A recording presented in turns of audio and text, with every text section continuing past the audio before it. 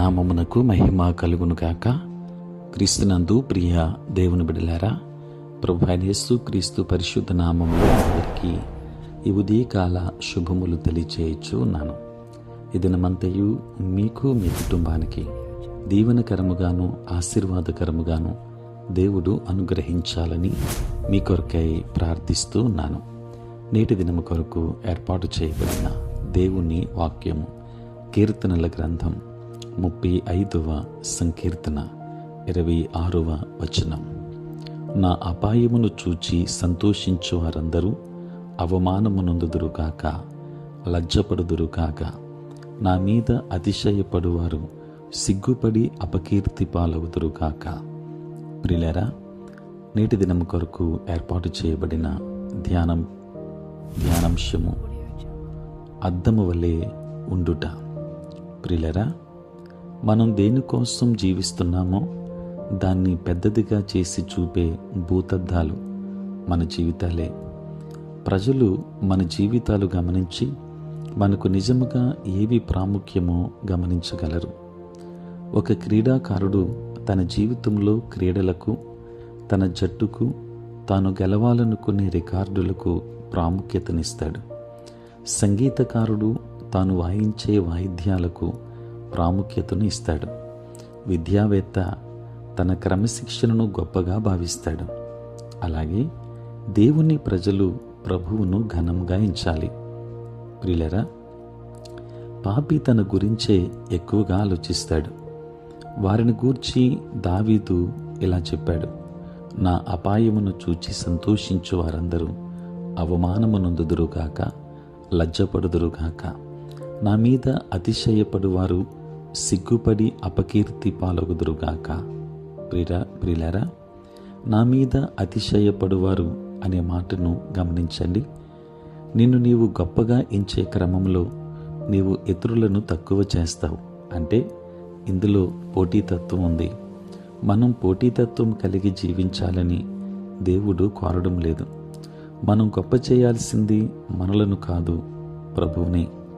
దావీదు ఈ విధంగా అన్నాడు: నా నిర్దోషత్వమును బట్టి ఆనందించువారు ఉత్సాహధ్వని చేసి సంతోషించుదురుగాక.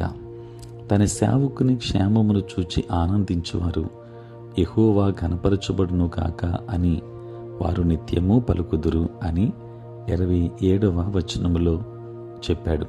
ప్రియులారా, అపోస్తలుడైన పౌలు ఇలా అన్నాడు: నా బ్రతుకు మూలముగానైనను సరే, చావు మూలముగానైనను సరే, క్రీస్తు నా శరీరమందు ఘనపరచబడునని.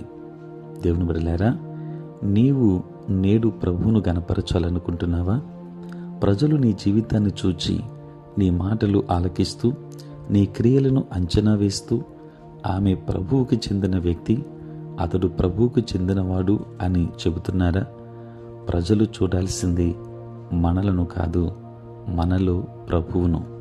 ప్రియులారా, అద్దానికి ఉండాల్సిన మొదటి లక్షణం పరిశుభ్రత. నా అద్దాలకు దుమ్ము అంటితే నాకు ముందు ఆ దుమ్మే కనిపిస్తుంది, కనుక నేను దాన్ని శుభ్రం చేయాలి. మనలో మురికి ఉంటే ప్రజలకు ప్రభువు కనిపించడు, మనమే కనిపిస్తాం. ప్రియులారా, నేడు మనలను మనం శుభ్రంగా ఉంచుకుందాం. మనం కలిసి ప్రభువును ఘనపరచుదాం. ఆయనే స్తుతికి పాత్రుడు. దేవుడు మిమ్మును మీ కుటుంబాన్ని దీవించును గాక. ఆమేన్. ప్రార్థన. పరిశుద్ధుడైన తండ్రి, ప్రేమ కలిగిన ప్రభువా, మీ పరిశుద్ధ నామమునకై వందనాలు, స్తోత్రాలు చెల్లిస్తున్నాము నాయన. రాత్రంతయు కాపాడి సంరక్షించి సుఖనిద్రను మాకు దయచేసి మా జీవితంలో మరొక నూతన దినాన్ని మేము చూడగలిగే భాగ్యం మీరు మాకు ఇచ్చినందులకే స్తోత్రాలు. ప్రభువా, ఈ దినమంతా కూడా మీ సన్నిధి మాతో ఉంచండి. మీ ప్రసన్నత మాకు అనుగ్రహించండి. నేటి మా పనులలోనూ, ప్రయాణములలోనూ, పరిచర్యలోనూ తోడుగా ఉండండి నాయన. ఉద్యోగస్తులు, వ్యాపారస్తులు, కష్టపడి పని చేసుకుంటున్న బిడ్డలందరినీ దీవించండి. ఆయా రంగాలలో పనిచేస్తున్న వారిని మీరు ఆశీర్వదించండి.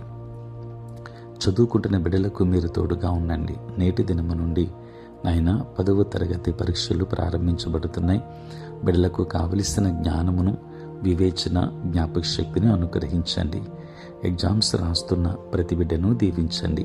దూరదేశాలలో ఉంటున్న బిడ్డలందరికీ కావలసిన కాపుదల, సంరక్షణ మీరు అనుగ్రహించండి.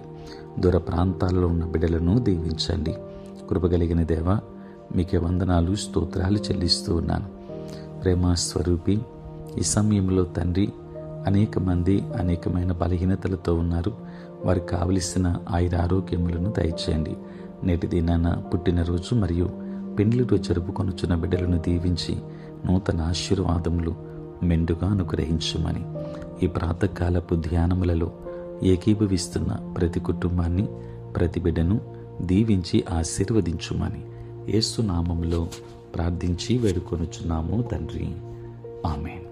తండ్రి, కుమార, పరిశుద్ధాత్మ త్రియేక దేవుని దీవెన సదా మీకును మీ కుటుంబానికి తోడై ఉండును గాక. ఆమేన్.